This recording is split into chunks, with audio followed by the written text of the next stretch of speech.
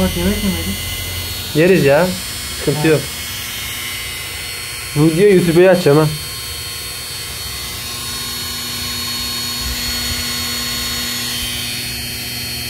Dimmer.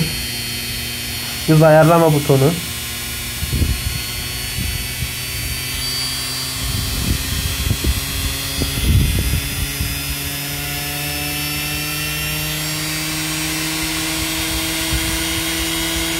Şu an harbiden var ya, az verirsen yani ne yaparsam tam geçiriyor.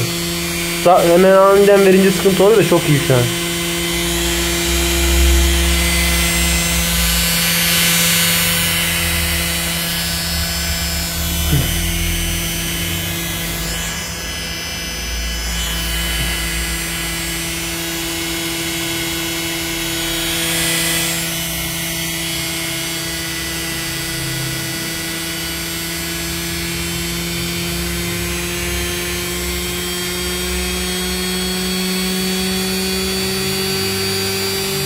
Ne koyayım?